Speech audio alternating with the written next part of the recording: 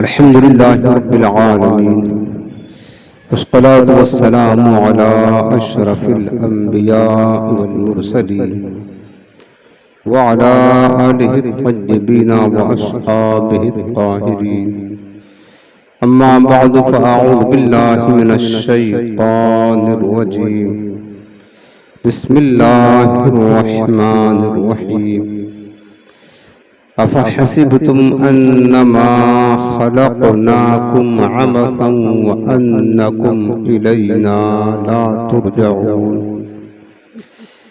आमन्तु बिल्लाहि सदक़ल्लाहुल अज़ीम व बल्लगना रसूलुहुन नबियुल अमीनुल करीमुर रऊफ़ुर रहीम अलैहि अफ़दलुस सलाति व तस्लीम अल्लाहुम्मा रब्बिश इश्रह ली सदरी वयस्सिर ली अमरी वहलुल उक़दतम मिन लिसानी यफ़क़हू क़ौली। रसूल करीम रऊफ़ुर रहीम अलैहि अफ़दलुस सलाति व तस्लीम इरशाद फरमाते हैं,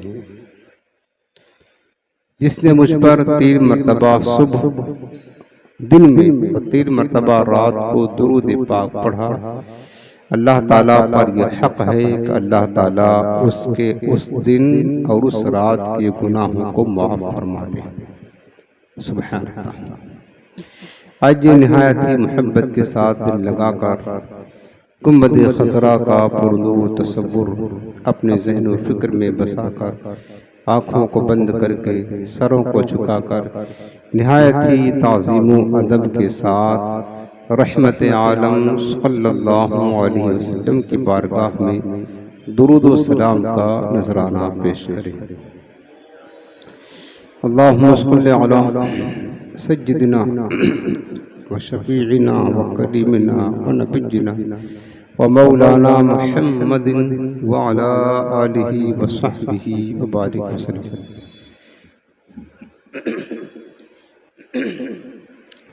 हाज़रीन मोहतरम, हफ्तावारी इस्लाही बयान का सिलसिला है। पिछले दर्स में हमने आपकी खिदमत में ईमान की अहमियत के हवाले से बात की थी और आज ईमान के बाद इबादत का नंबर आता है। ख़ासकर अल्लाह रब्बुल आलमीन को जो इबादत पसंद है और अल्लाह ताला जिन लोगों की इबादत को सबसे ज़्यादा महबूब रखता है वो है जवानों की इबादत। जो अल्लाह को पसंदीदा इबादत है वो जवानी की इबादत है।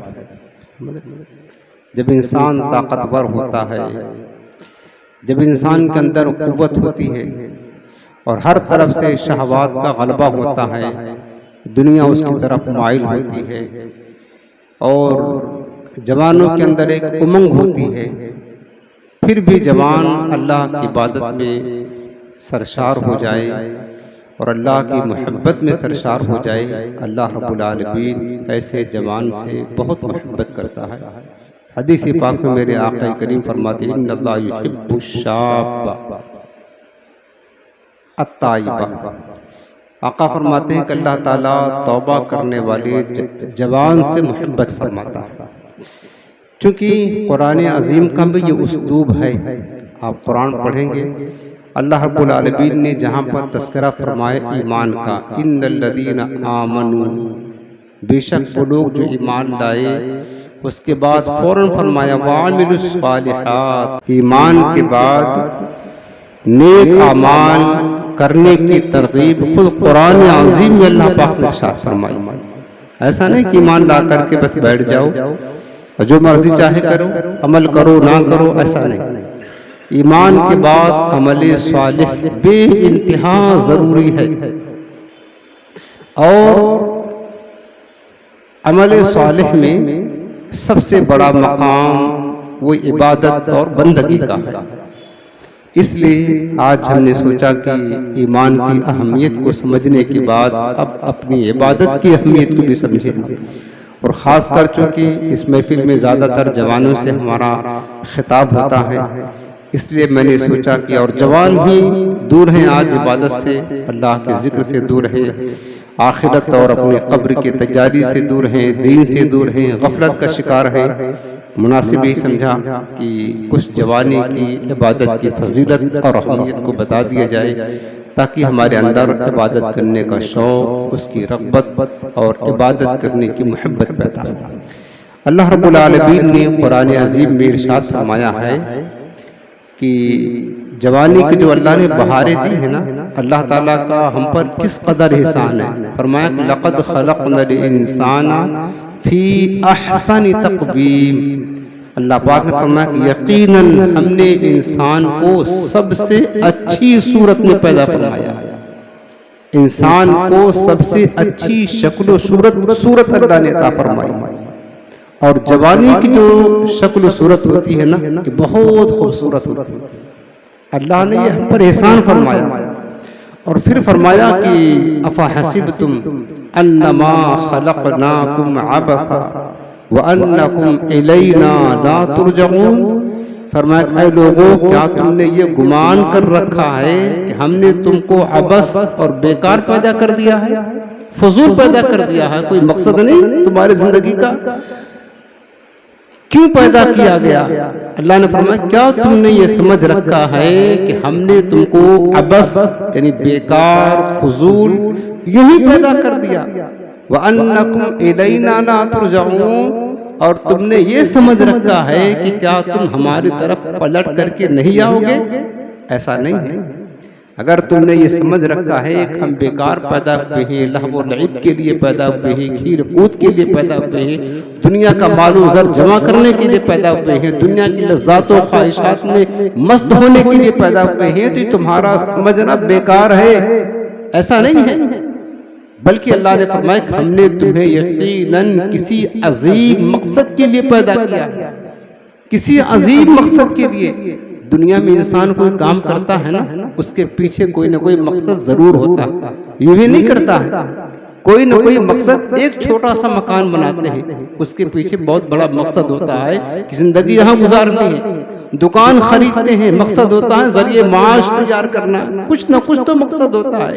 और इतनी बड़ी कायनात इंसानी को रब्बुल आलमीन ने पैदा कर दिया, इसके पीछे कोई मकसद नहीं, बहुत अजीब मकसद है। वो मकसद क्या है? फरमाया मा खलक़तुल जिन्ना वल इंसा इल्ला लियअबुदून। मकसद ये है ऐ मेरे बंदो, हमने तुम्हें सिर्फ अपनी इबादत और बंदगी के लिए पैदा फरमाया। किसके लिए पैदा किया? अपनी इबादत के लिए। और इबादत का सबसे बेहतरीन जो वक्त होता है मेरे अजीजों, वो तुम्हारी जवानी का वक्त होता है। जवानी हमने उसको दीवानी बना दिया, जवानी को मस्तानी बना दिया। हम समझते हैं कि जवानी 4 दिन की है, उसके बाद खूब मजे ले ले, ऐश कर ले, बुढ़ापा आएगा तब देखा जाएगा, अल्लाह अल्लाह कर लेंगे। मेरे अजीजों, बुढ़ापा किसने देखा है? फिर बुढ़ापा आ भी गया तो बुढ़ापे में क्या अमल कर लेंगे आप? सरकार शहजादे आला हजरत मुफ्ती आजम हिंद अलैहिर्रहमा फरमाते हैं ना, रियाजत के यही दिन है, बुढ़ापे में कहाँ हिम्मत। रियाजत के यही दिन है, बुढ़ापे में कहाँ हिम्मत, जो करना है अभी कर ले, अभी नूरी जमात।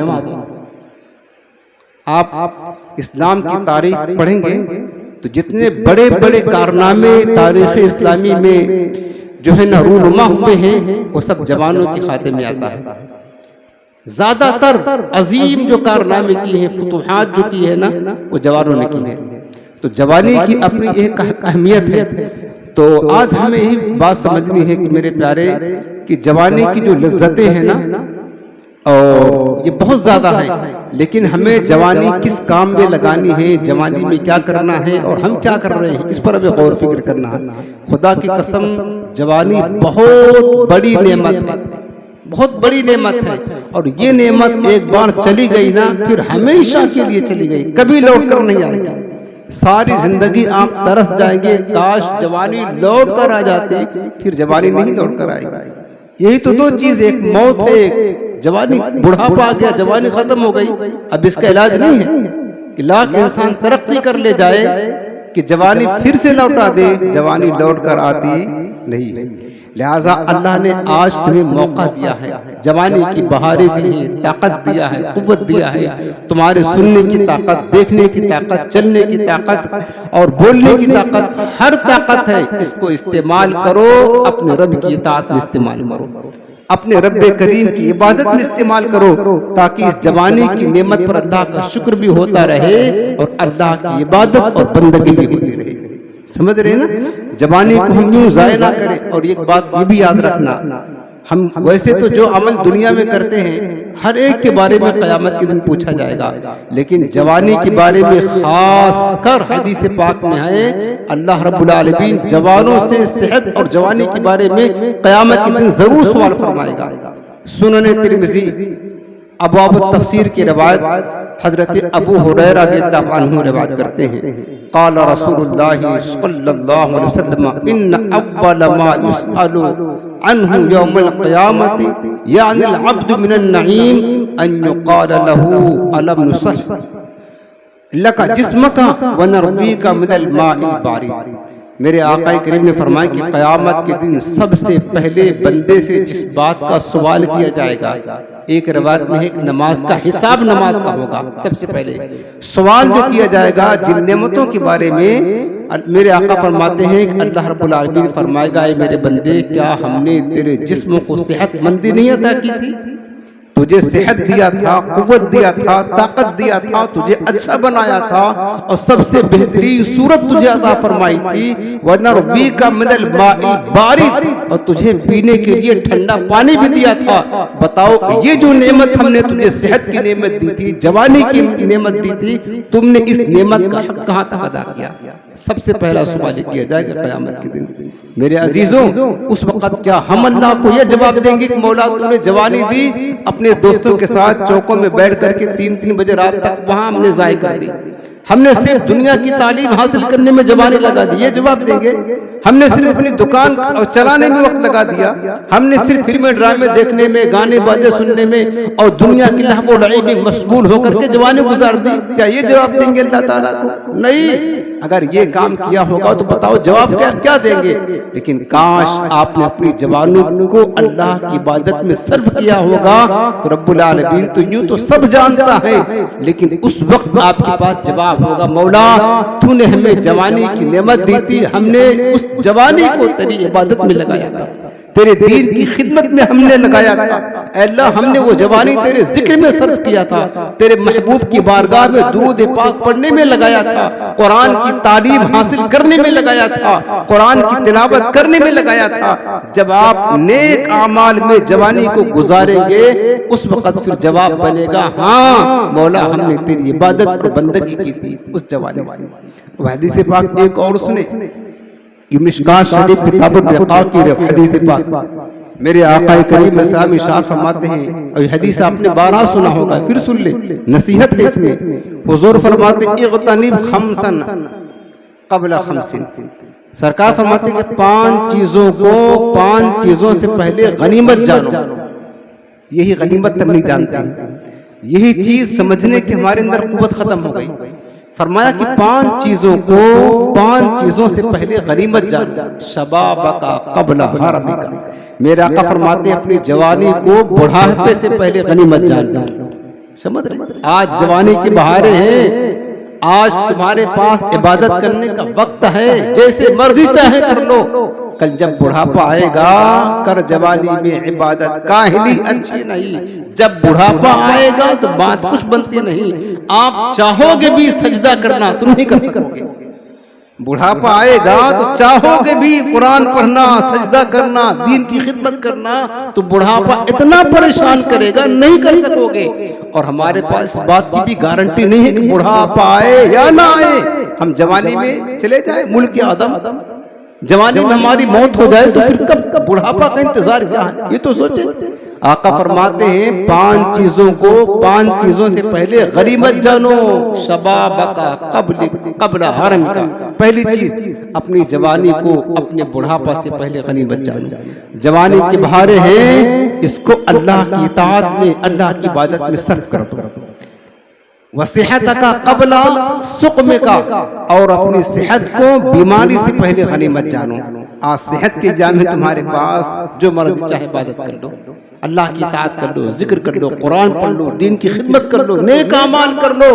बीमार हो गए तो चाहते हुए भी तुम नेक अमाल नहीं कर सकोगे, फिर तरसोगे, सोचोगे काश हमें कुव्वत मिल जाती, सेहत मिल जाती, हम कुछ नेकियां कर लेते, लेकिन ये सिर्फ काश ही होगा, कर नहीं सकेंगे। तीसरी चीज फरमाओ ग़िना का कबला फ़क्र का, और अपनी मालदारी को मोहताजी से पहले गनीमत जानो। अल्लाह ने दौलत दी है, जितना मर्जी चाहे माल अल्लाह की राह में खर्च कर दो, कबल इसके कि मोहताजी आ जाए, फिर चाहते हुए भी माल अल्लाह की राह में नहीं खर्च कर सकते हो।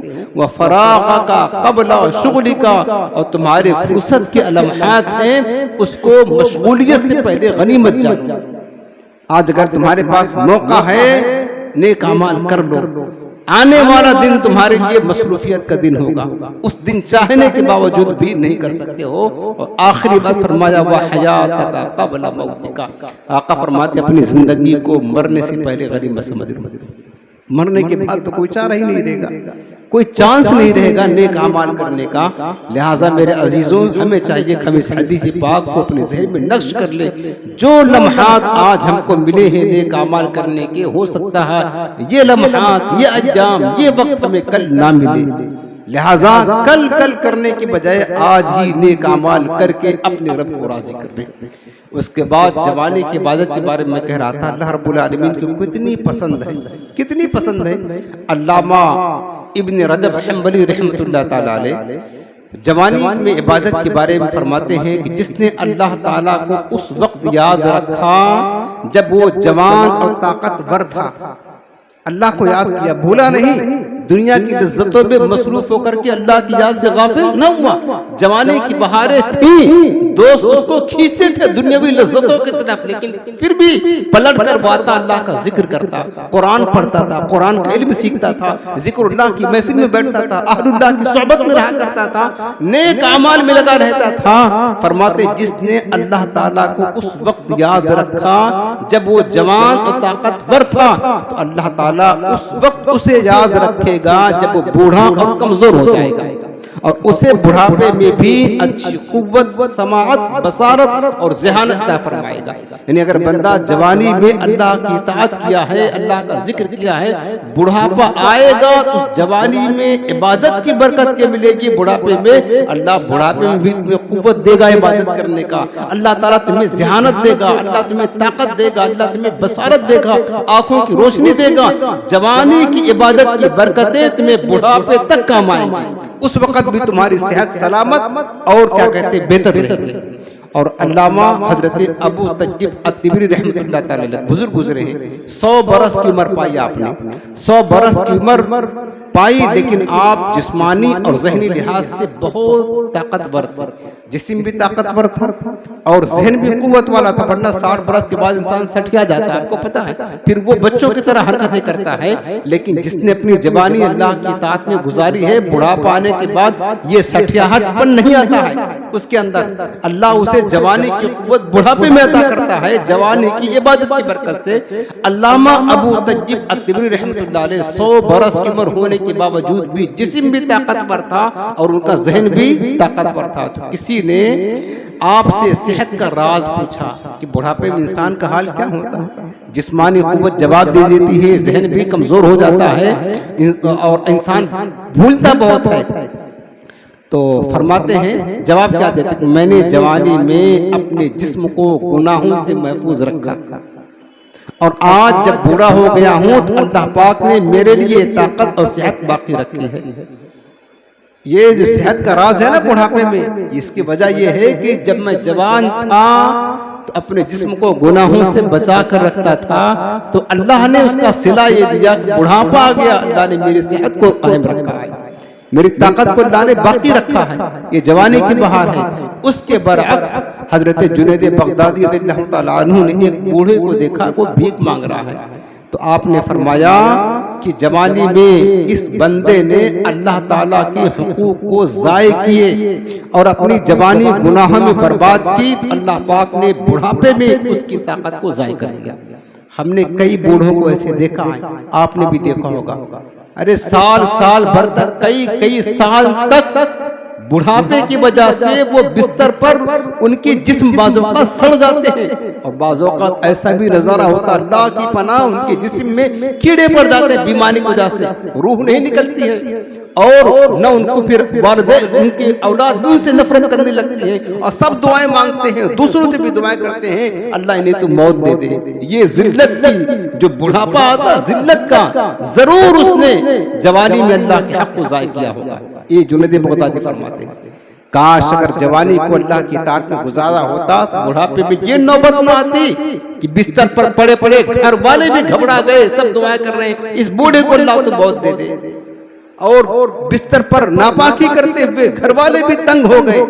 ये कैफियत आज बुढ़ापे में बहुत सारे लोगों को देखने को मिलती है। इसका राज क्या है? जुनैद बगदादी रहमतुल्लाह अलैह फरमाते हैं, इस बंदे ने जवानी में अल्लाह के हुक्म को ज़ाय किया है। मेरे अजीजों, जवानों, अगर तुम बुढ़ापे में ताकतवर रहना चाहते हो, अल्लाह का वादा है, ताकतवर रहना चाहते हो और किसी का मोहताज नहीं बनना चाहते हो, तो खुदा के वास्ते अपनी जवानी अल्लाह की इताअत, अल्लाह की इबादत और बंदगी में गुजार। मुबारक हो उस जवान को जिसकी जवानी इबादत वाली इताअत में गुजरे, यहाँ तक कि बुढ़ापा आ जाए अल्लाह ताला उसको बुढ़ापे में भी जवानी की इबादत की तरह इबादत करने का सवाब अता फरमाएगा। बल्कि रिवायत में क्या है, मुस्नद अबू याला की हदीस पाक है, हजरत अनस बिन मालिक रज़ियल्लाहु अन्हु रिवायत करते हैं कि जब बंदा हालत इस्लाम में नेकियां करते हुए उम्र के आखिरी हिस्से में पहुंच जाए तो अल्लाह ताला उसके नामा अमाल में बराबर नेकियां लिखता रहता है, वो नेकियां जो बंदा अपनी जवानी में किया करता था। क्योंकि जाहिर से बात है, कुछ न कुछ तो बुढ़ापे में जिस्मानी आज़ा कमजोर हो जाते हैं, ताकत जवाब दे देती है। अगर उस बंदे ने जवानी में इबादत किया है, इताअत किया है, जिक्र किया है, खूब इबादत की है, बूढ़ा हो गया, अब उतनी इबादत नहीं कर पाता जितनी जवानी में किया करता था, तो अल्लाह रब्बुल आलमीन जवानी की इबादत की तरह सवाब उसके नामा अमाल में लिखेगा। सुभान अल्लाह। बताओ अल्लाह ताला कितना, यानी आप उतनी इबादत नहीं कर पा रहे हैं जितना करते थे, लेकिन आपने अगर जवानी में इबादत की है तो बुढ़ापे में भी वही इबादत का सवाब अल्लाह रब्बुल आलमीन अता फरमाएगा, अगरचे बुढ़ापे में आप वो इबादत नहीं कर पा रहे। हकीमुल उम्मत मुफ्ती अहमद यार खान नईमी रहमतुल्लाह तआला अलैह फरमाते कि जो बूढ़ा आदमी बुढ़ापे की वजह से ज्यादा इबादत ना कर सके मगर जवानी में बड़ी इबादत किया करता था, तो अल्लाह पाक उसके नामा अमाल में वही जवानी की इबादत का सवाब लिखता है। सुभान अल्लाह, अल्लाह ताला का एहसान है। तो मेरे अजीजों, अगर इबादत करेंगे जवानी में तब ना ये बुढ़ापे में फैज मिलेगा, और जवानी को दीवानी बना करके घूमते रहे इधर उधर, सिर्फ दुनिया की तरक्कियां हासिल करते रहे, दुनिया की डिग्रियां हासिल करते रहे, दुनिया का माल ही समेटते रहे, दुनिया के दोस्तों के चक्कर में लगे रहे, बदआमालियां ही बदआमालियां करते रहे, बताओ फिर बुढ़ापे में क्या ये नेमत में मिलेगी, ये सवाब मिलेगा? एक तो बुढ़ापा भी बर्बाद होगा, वही मोहताजी, वही कमजोरी, वही बर्बादी, और दूसरी बात जो सवाब मिलना चाहिए वो सवाब से भी हम महरूम हो जाएंगे। दो नुकसान हो गया, रूहानी नुकसान भी होगा कि नामा अमाल में नेकियां भी नहीं लिखी जाएंगी, और जिस्मानी नुकसान ये होगा कि हमने अगर जवानी गुनाह में बर्बाद की तो बुढ़ापे में याद रखना हम फिर बिस्तर पर बैठ करके भीख मांगेंगे और कुछ नहीं करेंगे। बुढ़ापे में वही हमारा हाल होगा जो आम तौर से लोगों का होता। अल्लाह ऐसा ना करे, तो लिहाजा अपनी जवानी की कदर करें मेरे जवानों, कहीं ऐसा ना हो कि जवानी हमारी यूं ज़ाय हो जाए। एक हदीस पाक और सुने, हदीस कुदसी है, हजरत अब्दुल्लाह बिन उमर रज़ियल्लाहु अन्हु रवायत करते हैं कि हुजूर नबी करीम अलैहि सलाम ने इरशाद फरमाया, अल्लाह ताला फरमाता है, अल्लाह ताला, ये अल्लाह का कौल है, फरमाया कि मेरी तकदीर पर ईमान लाने वाला, मेरे लिखे पर राजी रहने वाला, जो मैंने लिख दिया उस पर राजी है, और मेरे दिए हुए रिस्क पर कनाअत करने वाला, और मेरी रजा की खातिर अपनी नफसानी ख्वाहिशात को तर्क करने वाला नौजवान मेरी बारगाह में मेरे बाद फरिश्तों की तरह है। फरिश्तों का मकाम, फरिश्ते मासूम होते हैं, अल्लाह के मुकर्रब होते हैं। रब ने फरमाया जो जवान जवानी में अपनी ख्वाहिशात को तर्क कर दे, जो रिस्क दिया उस पर राजी रहे और जो मैंने उसके लिए फैसला कर दिया है उस पर खुश रहे, मेरा रब फरमाता है ऐसा जवान मेरी बारगाह में मेरे बाद फरिश्तों की तरह है।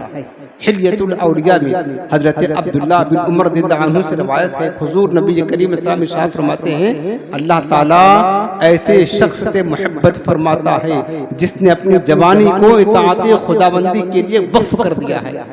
जवानी है अल्लाह की इताअत कर रहा है, रिज़्क़ हलाल कमाए, मना नहीं, वो भी जरूरी है, लेकिन अपनी जवानी को वक्त मिले दीन की खिदमत भी करे, कुरान की तालीम भी हासिल करे, कुरान की तिलावत भी करे, जिक्र करे, गर्ज की अल्लाह की इताअत में अपनी जवानी गुजारे। मेरे आका फरमाते हैं अल्लाह ताला फिर ऐसे जवान से बड़ी मोहब्बत फरमाता है। अत-तरगीब फी फ़ज़ाइल आमाल की रिवायत है, हजरत अनस बिन मालिक रिवायत करते हैं कि रसूलुल्लाह सल्लल्लाहु अलैहि वसल्लम ने फरमाया अल्लाह ताला की हराम करदा चीजों से बचने और उसके हकामात पर अमल करने वाले नौजवान से अल्लाह ताला फरमाता है मेरे बंदे तेरे लिए 70 सिद्दीकों के बराबर सवाब लिखा जाएगा। सुभान अल्लाह, फजीलत देके जवानों तुम्हें मुबारक हो, मुबारक, काश तुम अपनी जवानी अल्लाह की इताअत और इबादत में लगा दे, मुबारक हो तुम्हें, मुबारक हो, काश अपनी जवानी, फरमाया 70 सिद्दीक, सिद्दीक की विलायत का सबसे बड़ा दर्जा होता है, नबी के बाद जो मकाम आता है वो सिद्दीक का आता है, और एक दो नहीं, वो जवान जो अल्लाह ताला की इताअत में जिंदगी गुजारता है 70 सिद्दीकों के बराबर उसको सवाब दिया जाता है। हजरत अब्दुल्ला बिन मसऊद रज़ियल्लाहु अन्हु से रिवायत है, हुजूर नबी करीम सल्लल्लाहु अलैहि वसल्लम ने फरमाया अल्लाह ताला अपनी मखलूक में उस हसीन जवान को सबसे ज्यादा पसंद फरमाता है जिसने अपनी जवानी और हुस्न और जमाल को अल्लाह ताला की इबादत में सर्फ कर दिया हो। अल्लाह ताला फरिश्तों के सामने ऐसे बंदे पर फख्र फरमाता है और इरशाद फरमाता है कि यह मेरा हकीकी बंदा है। कौन बंदा हकीकी है? जो बंदा अपनी जवानी अल्लाह की इताअत में लगाता है। अल्लाह फख्र फरमाता फरिश्तों देखो जवान होकर भी दुनिया की लज्जतों की तरफ माइल नहीं होता, मेरी इबादत में वक्त लगाता है, यही तो मेरा हकीकी बंदा है। कितना खुश नसीब है वो बंदा जिसे अल्लाह की बारगाह में महबूबियत का शरफ हासिल हो। जवानी अल्लाह पाक की बहुत बड़ी नेमत है, जिसे ये नेमत मिले उसको इसकी कद्र करते हुए ज्यादा से ज्यादा वक्त इबादत की इताअत में गुजारना चाहिए। और मुफ्ती अहमद यार खान रहमतुल्लाह अलैह फरमाते हैं कि जवानी की इबादत बुढ़ापे की इबादत से अफजल है कि इबादत का असल जो वक्त होता है वो जवानी का वक्त होता है। कर जवानी में इबादत काहिली अच्छी नहीं, जब बुढ़ापा आएगा तो बात कुछ बनती नहीं है। बुढ़ापा भी गनीमत जब जवानी हो चुकी, ये बुढ़ापा भी न होगा मौत जिस दम आएगी। अगर आज जवानी है मेरे अजीजों, इस जवानी को अल्लाह की इताअत में सर्फ करे, ना लहव लईब करे। जो आपको हलाल पाकीज़ा रिज़्क़ हासिल करना है, कारोबार करना है, जॉब करना, वो करें, बिलाशुबा करें, हलाल ज़रिया इस्तेमाल करें, लेकिन उसके अलावा कुछ वक्त तो निकाले अल्लाह की इबादत के लिए। कम से कम इतना वक्त निकाले कि जो आपके जिम्मे पर फराइज़ है, फराइज़ जिसको अदा ना करने पर पकड़ होगी, क़यामत के दिन पूछा जाएगा, सवाल किया जाएगा। वो 5 वक्त नमाज कम से कम उसकी तो पाबंदी करे, कुछ वक्त तो निकाले कि कुरान पढ़ ले, कुछ वक्त तो आप मामूल बनाए हुजूर की बारगाह में दुरूद पढ़ ले, कुछ वक्त तो निकाले इल्म दीन हासिल कर ले। कभी आलिम दीन की सोहबत में बैठ जाए, कभी मदरसे इल्म में बैठ जाए, कभी आप किताब का मुताला कर ले, कभी उलमाए सुन्नत के बयानात इंटरनेट पर मौजूद हैं, आप उनको डाउनलोड कर ले या उनको खोल करके उसको सुन ले। कुछ वक्त निकाले, लेकिन ऐसा वक्त बनाए आप ताकि हमारी जवानी लहव लईब में, जब चूंकि ये वक्त है ना, अगर आप इसको अच्छे काम में लगा दोगे तो ये काम आएगा, और अगर आप इस वक्त को अच्छे काम में ना लगा सके तो फिर याद रखना ये वक्त बुरे ही काम में लगेगा। ज्यादातर हमने लोगों को देखा है यही हाल होता है, लोग इस वक्त को अच्छी जगह इस्तेमाल नहीं करते, फिर क्या करता है शैतान फिर इन्हें घुमा करके ले जाता है गुनाहों के अड्डों की तरफ, फिर वही जो है ना वक्त बर्बाद होते हैं। लेकिन याद रखना ढल जाएगी ये जवानी जिस पर तुझको नाज है, तू बजा ले चाहे जितना, 4 दिन का साज है बस। ये जवानी हमेशा नहीं रहेगी, जवानी की बहारें खत्म हो जाएंगी, आखिरकार जिंदगी है तो बुढ़ापा आएगा, फिर बुढ़ापा में कुछ हो नहीं सकता है। और जवानी की इबादत के बारे में हदीस पाक में क्या फरमाया मेरे आका ने सुने। हजरत अबू सईद खुदरी रज़ियल्लाहु तआला अन्हु से रिवायत है, अन्ना रसूलुल्लाह सल्लल्लाहु अलैहि वसल्लम क़ाला सबअतुन युज़िल्लुहुमुल्लाहु फ़ी ज़िल्लिही यौम ला ज़िल्ला इल्ला ज़िल्लहु, इमामुन आदिलुन व शाबुन नशा फ़ी इबादतिल्लाह। मेरे आका फरमाते क़यामत के दिन 7 किस्म के लोग होंगे जिन्हें अल्लाह ताला अपने अर्श का साया अता फरमाएगा। 7 किस्म के लोग होंगे, अल्लाह अपने अर्श का साया अता फरमाएगा। उनमें से एक वो बंदा है जिसकी जवानी अल्लाह की इबादत में गुजरी हो। जिसकी जवानी कहाँ गुजरी हो? अल्लाह की इबादत में गुजरी हो। अल्लाह ताला इसे भी जो है ना क़यामत के दिन, महशर की सख्तियों के दिन अपने अर्श का साया अता फरमाएगा। मेरे आका क्या फरमाते हैं, अना हबीबुल्लाह, लोगों मैं अल्लाह का महबूब हूँ। क्या फरमाया? मैं अल्लाह का महबूब हूँ। वशाबु ताइब हबीबुल्लाह, और जो जवान जवानी में तौबा करके नेकी के रास्ते पर गामजन हो जाता है, आका फरमाते वो भी अल्लाह का हबीब है। सुभान अल्लाह, वो भी अल्लाह का महबूब बंदा है, वो भी अल्लाह का हबीब है।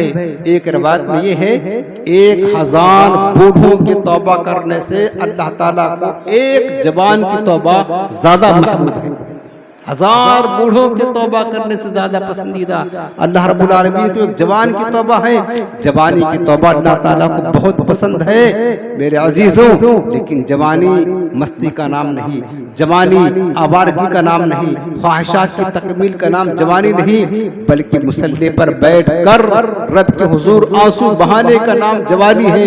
कुरान की तिलावत करने का नाम जवानी है, दीन की खिदमत करने का नाम जवानी है। और इस जवानी को अल्लाह की ताअत में, इबादत में गुजार दे, वही जवानी अच्छी है। बल्कि की रिवायत में ये है मेरे आका फरमाते तुम्हारे बेहतरीन जवान वो हैं जो बूढ़ों की मुशाबहत इख्तियार करें, और बदतरीन बूढ़े वो हैं जो जवानों की मुशाबहत इख्तियार करते हैं। इबादत का माना ये नहीं कि हर वक्त मुसल्ले पर बैठे रहें, बल्कि अपनी सारी जिंदगी अपने मौला की मर्जी के मुताबिक गुजारना, इसका नाम इबादत है। समझ रहे ना? इबादत है, इबादत है। इबादत की लज्जत जो जवानी में मिलती है किसी और वक्त नहीं मिल सकती।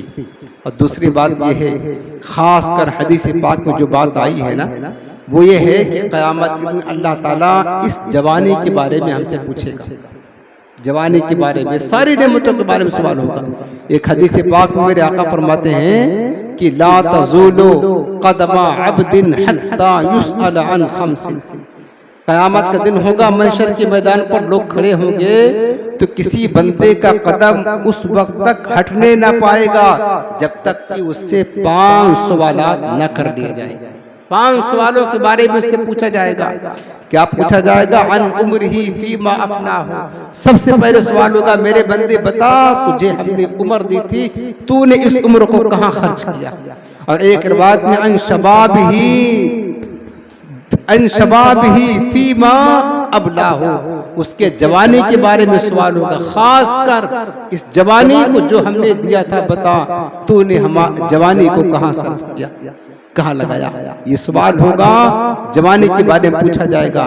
जवानी जैसी नेमत दी, तुम चौकों पर खड़े होकर के तो जवानी नहीं गुजार दी, तुमने चाय के होटलों पर बैठकर तो जवानी नहीं गुजार दी, अमारगी करते हुए जवानी नहीं गुजार दी। इस बारे में क़यामत के दिन मेरे अजीजों हमसे सवाल किया जाएगा। अब हम इस सवाल का जवाब खुद यहीं से तैयार कर लें, यहीं से तैयार करके अल्लाह के हुजूर जाना है। लिहाजा जवानी की जो क़ुव्वत होती है ना, अल्लामा इकबाल ने क्या फरमाया, इक़ाबी रूह जब बेदार होती है जवानों में, नजर आती है उनको अपनी मंजिल आसमानों में। और नहीं तेरा नशीमन कसरे सुल्तानी के गुंबद पर, तो शाही है बसेरा कर पहाड़ों की चट्टानों में। फरमाया तो दुनिया में ऐश इशरत के लिए पैदा नहीं हुआ, हमेशा इनकलाब जो बर्पा हुआ है ना इस्लाम में, इनकलाब जो पैदा हुआ है, आप तारीख़ इस्लाम पढ़ करके देख लिए, वो जवानों ने पैदा किया। मोहम्मद बिन कासिम सबसे पहला हिंदुस्तान का फातिह जो आया था ना, 18 बरस की उम्र, तारीख पढ़ ली इस्लाम की। खालिद बिन वलीद इतनी फुतूहात करते हुए दुनिया के कोने कोने तक इस्लाम को पहुंचाया है जवानी की पीरियड। जितने भी इस्लाम में बड़े बड़े कारनामे अंजाम हुए हैं, बड़ी बड़ी फुतूहात हुई हैं, उसके पीछे ज्यादातर जो हाथ था ना वो जवानों का, वो जवानों का हाथ था।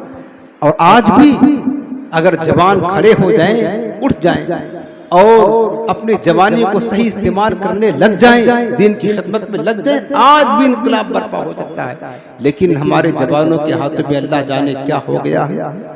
मोबाइल आ गया है, दुनिया की लज्जतों में मशगूल हो गए हैं, और जवान अब तो लड़कियों की तरह फैशन करके बाजारों में जा रहे हैं, शादियों में जा रहे हैं, घूमने जा रहे हैं। ये इनके लिए, वो भी बन संवर करके वो भी जा रहे हैं।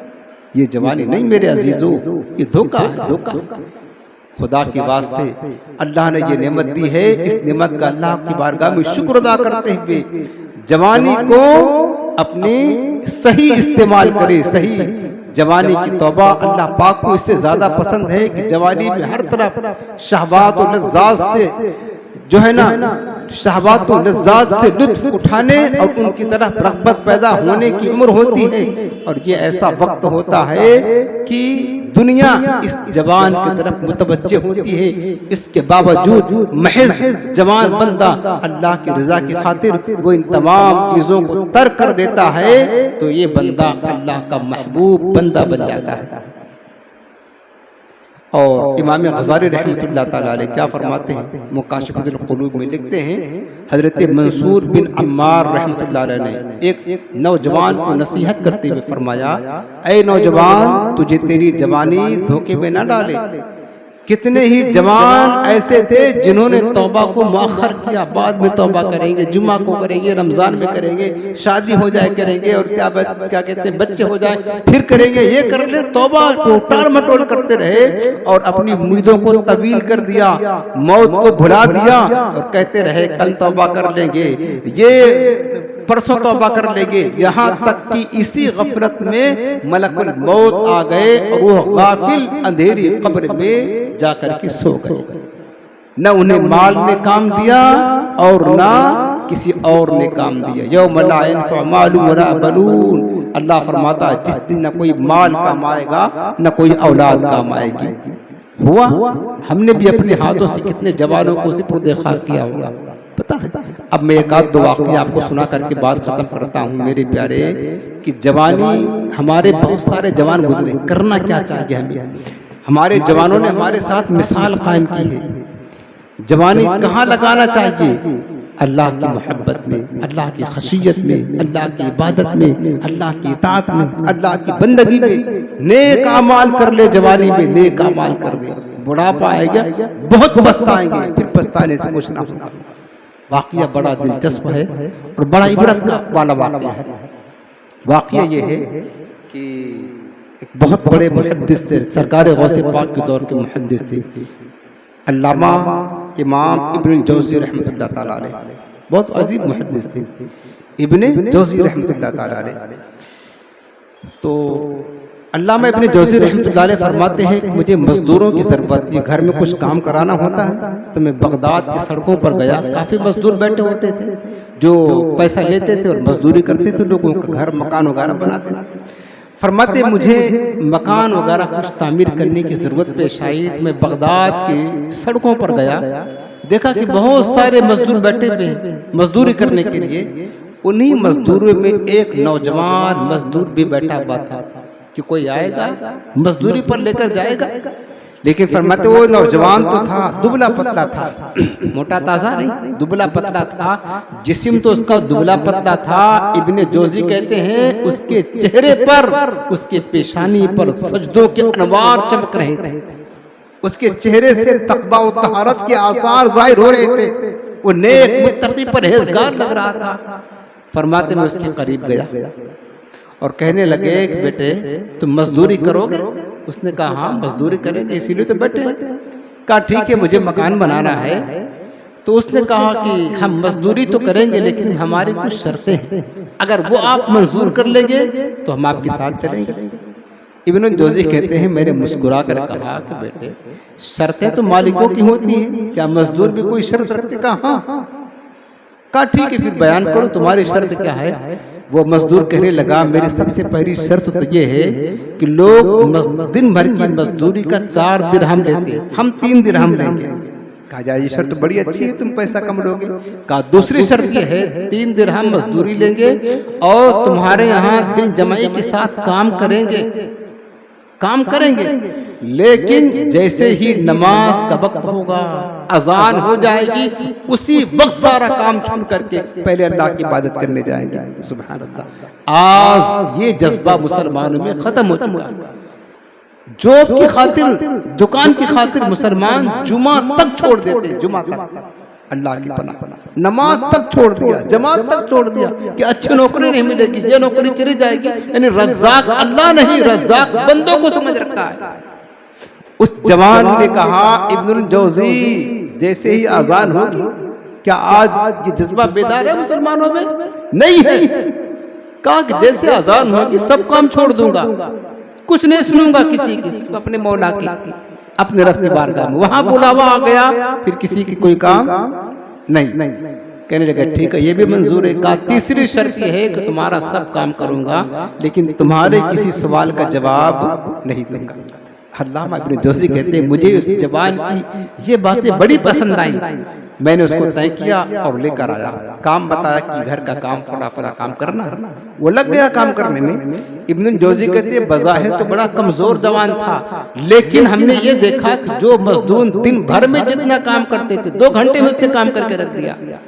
वो काम 2 घंटे में कर दिया, इतना तेज और इतना अच्छा काम करता था। काम करता रहा, दोपहर हो गई। दोपहर हुई तो ज़ोहर की अजान की आवाज सुनाई देने लगी। जैसे ही ज़ोहर का वक्त आया, अजान हुई, फौरन सब काम छोड़ दिया। वो मिट्टी निकाल रहा था, रखा हुआ था, बिखरी हुई थी मिट्टी, और वहीं छोड़ करके मस्जिद की तरफ जाने लगा। तो इब्न जौज़ी का बेटा सामने आ गया, कहने लगा ओ मजदूर, चले जाना नमाज पढ़ने, जरा मिट्टी तो किनारे साइड में कर दे।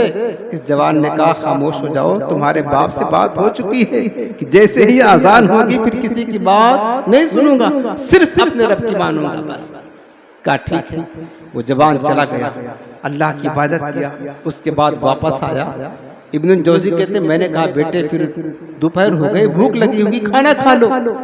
उस जवान ने क्या कहा कि खाना नहीं खाऊंगा, मैं तो रोजेदार हूँ, रोजेदार हूँ। इब्न जौज़ी कहते हैं इतनी शिद्दत की गर्मी, शिद्दत की धूप, फिर दिन भर तो धूप में मजदूरी करता रहा। इस शिद्दत की धूप और मजदूरी की हालत में भी रोजा रखा है। कैसा जवान, अल्लाह से कैसी मोहब्बत है उसको। सुनो जवानों, सुनो, आज हम ऐसे में लेटते हैं फिर भी रोजा रखने के लिए बहाने बनाते हैं। वो जवान दिन भर मजदूरी कर रहा है, धूप की शिद्दत है, फिर भी भूखा रोजा रखता है। बहरहाल दिन भर गुजर गया, काम हो गया।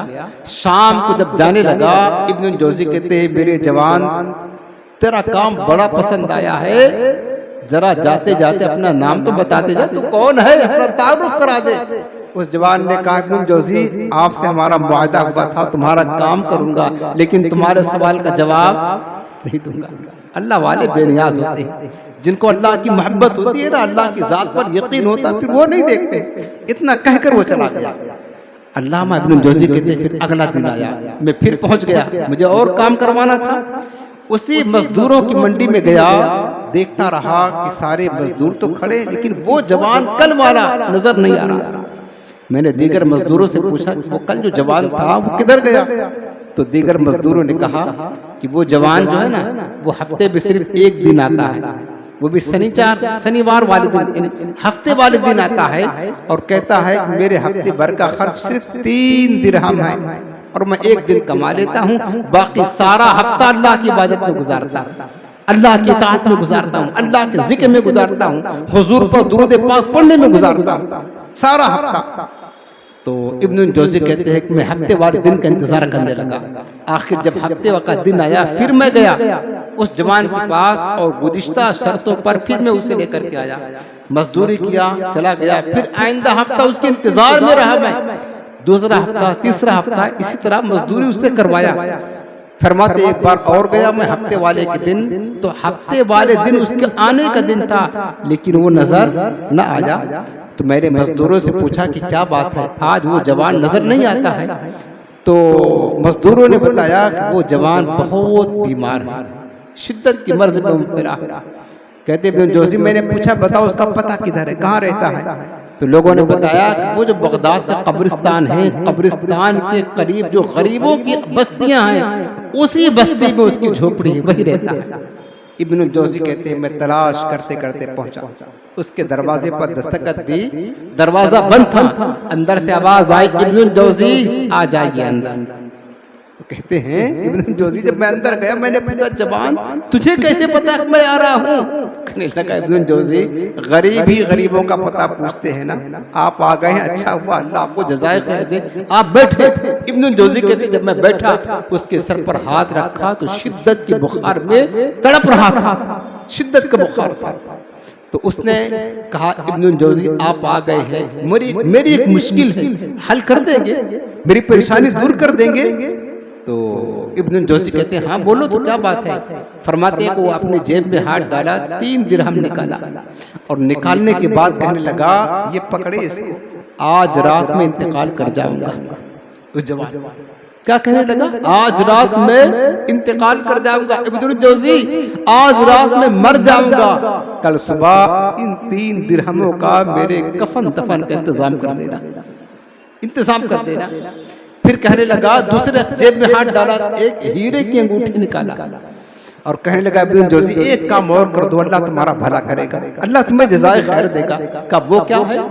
कहने लगा कि ये जो हीरे की अंगूठी है ना, ये मेरे पास एक अमानत है किसी की, जब सुबह आना मेरा मुझे गुस्ल देना, कफन पहनाना, दफन कर देना ज़ोहर से पहले पहले, फिर असर के बाद इसी रास्ते से बादशाह वक्त खलीफा हारून रशीद की सवारी गुजरेगी, खलीफा को बुलाना, वो तुम्हारी बात नहीं सुनेगा, उससे कहना वो बादशाह तेरी एक अमानत मेरे पास है, जब तू उसे कहेगा तो वो तुझे अपने पास बुलाएगा, बस ये अंगूठी उसी को दे देना, मेरी मुश्किल आसान हो जाएगी, अल्लाह तुम्हें जज़ा खैर देगा।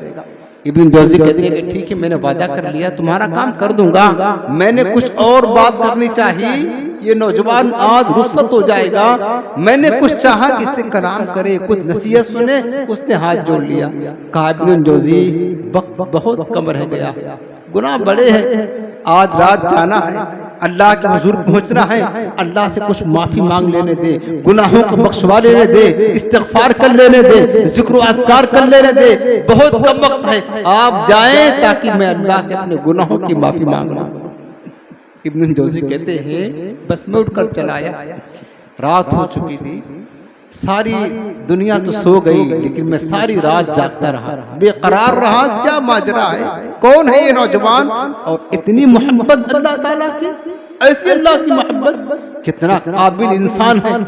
इब्न जोज़ी कहते हैं किसी तरह सुबह हुई, जब दिन निकला मैं गया कफन वगैरह का इंतजाम करके, और जैसे उसके दरवाजे पर हाथ रखा दरवाजा खुल गया, अंदर जब दाखिल हुआ तो क्या देखा, वो उसका चेहरा इंतहाई तरोताजा है, ऐसा लगता है अभी किसी का दीदार करके सोया हुआ है, अंदर से खुशबुओं की लपटें आ रही हैं, उसका इंतकाल हो चुका था।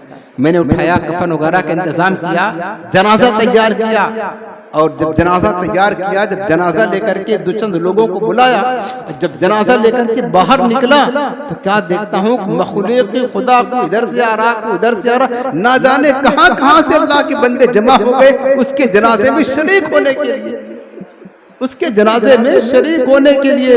मेरे मरने पे हर सू शोर मच जाएगा, देखोगे कि कहने अलविदा सरकार खुद तशरीफ लाएंगे। कहते हैं जनाजा जब लेकर के निकला, उसका जनाजा कसीर मखलूक जमा हो गई उस अल्लाह के जवान बंदे के जनाजा में शिरकत करने के लिए।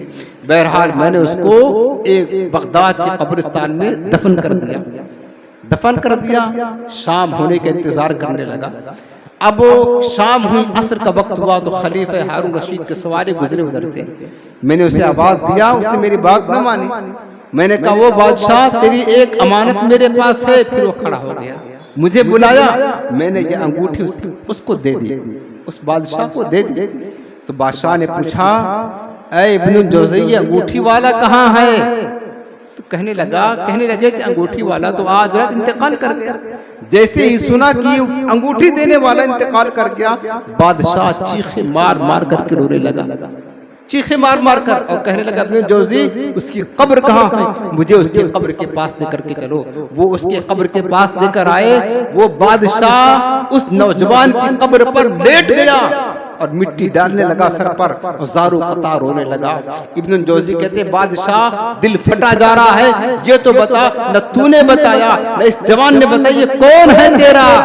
तो उस खलीफा हारून रशीद ने कहा इब्न जौजी ये मेरा बेटा था, दुनिया की मोहब्बत को तर्क कर दिया था, अल्लाह की मोहब्बत में फना हो गया था, ये मेरा बेटा था। बेटा बुजुर्गों की सोहबत में बैठा करता था, दाऊद ताई की कुर्बत में बैठा करता था, अल्लाह वालों से मोहब्बत किया करता था, अल्लाह की इबादत में वक्त गुजारा करता था, दुनिया को तर्क कर दिया था, फकीरी इख्तियार कर लिया था।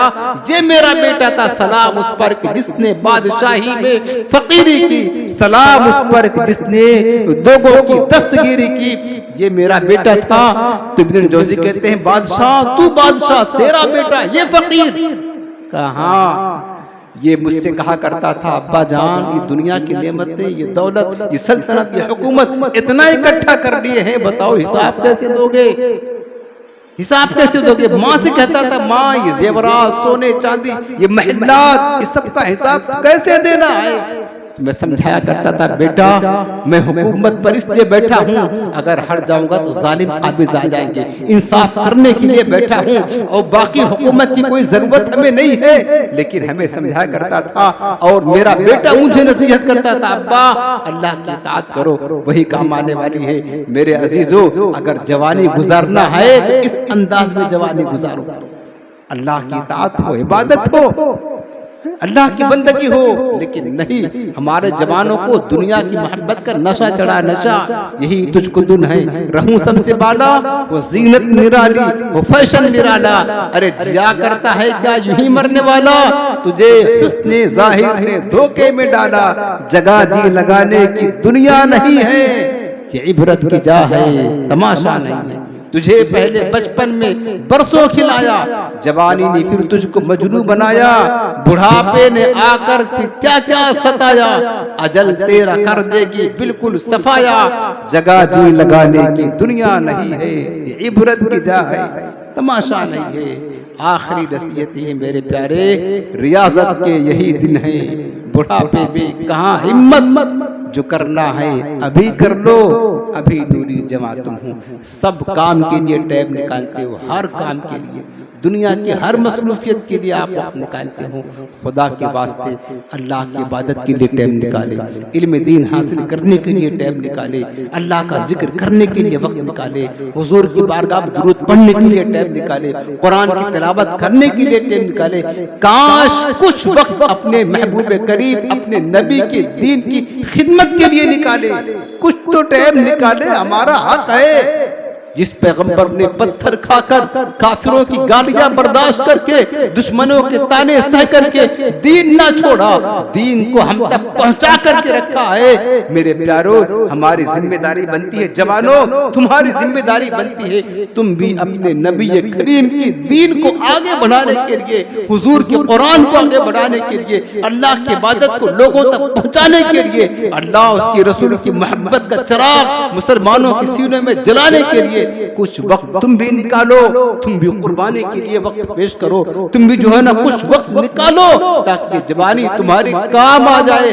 वरना अगर जवानी में लज्जतों में मशगूल रहे, ख्वाहिशात में मशगूल रहे, दुनिया की तरक्की का ख्वाब देखते रहे, तो ख्वाब देखना तो एक दिन खत्म हो जाएगा, जिंदगी भी हमारी खत्म हो जाएगी, जवानी भी खत्म हो जाएगी। फिर आखिर में होगा क्या, न खुदा ही मिला, न विसाले सनम, न इधर के रहे न उधर के रहे, यही अंजाम हमारा होगा। दुनिया से किसी को क्या मिली है यार, क्या मिलेगी। अरे फिरौन जैसा बादशाह, नमरूद जैसा दुनिया पर हुकूमत करने वाला बादशाह, बड़े बड़े आए चले गए, उनकी मिट्टी पलीद हो गई, अजल ले न छोड़ा, न किसरा न दारा, इसी से सिकंदर सा फाते भी आ रहा, हर एक लेके क्या क्या न हसद सिधारा, अजल ने किया आखिर कर दिया सबका सपारा, जगह जी लगाने की दुनिया नहीं है, ये इबरत की जा है तमाशा नहीं है। मेरे अजीजों, इबरत की निगाह से देखो। मेरे दोस्तों, जवानों, अपनी जवानी अल्लाह की इबादत में लगाओ, अल्लाह का जिक्र करो, नमाजों की पाबंदी करो, कुरान की तिलावत करो, दीन की खिदमत करो, दावत दीन पेश करो। जो तुम्हें आता है उसको आगे तक पहुंचाओ, जो बात तुम जानते हो उस बात को लोगों तक पहुंचाओ, ताकि दीन की खिदमत गुजारों में हमारा शुमार हो जाए, ताकि नेक अमाल करने में हमारी जिंदगी गुजरे। जवानी को मस्तानी ना बनाओ, मस्तानी बनाना है सिर्फ अल्लाह के महबूब की मोहब्बत में मस्तानी बनाओ।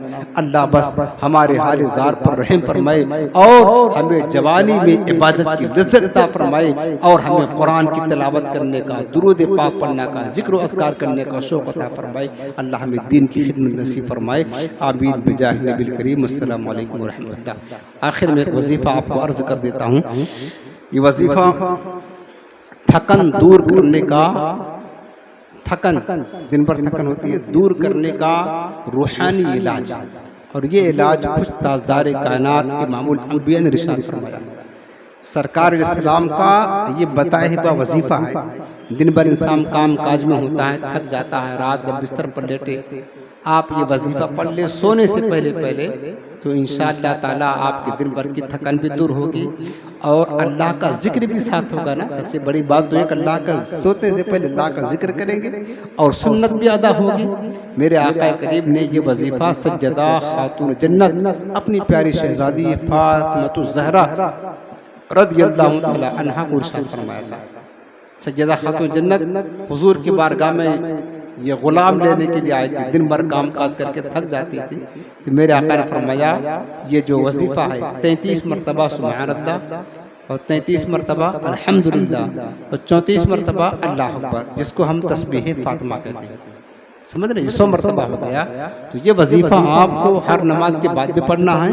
और दूसरी बात, जब आप बिस्तर पर लेटे सोने का वक्त हो तो ये वजीफा पढ़ करके सोएं तो इंशाअल्लाह जो हुजूर अलैहिस्सलाम ने सज्जदा खातून जन्नत को अता फरमाया था, हमें भी शरफ मिलेगा पढ़ने का, अल्लाह का जिक्र होगा और इंशाअल्लाह हमारे दिन भर की थकान दूर होगी, हमारे जिस्म